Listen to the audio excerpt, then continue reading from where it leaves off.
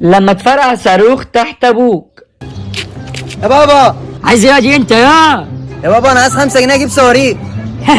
صواريخ يا روح امك انت، مفيش الكلام ده، معيش فلوس. انت شايف ان كده صح؟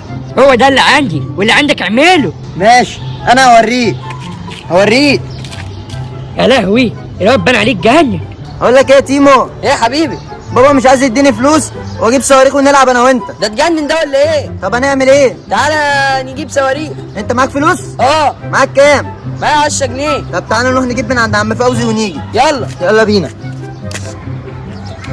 يلا بقى نروح نفرقعها فيه. ماشي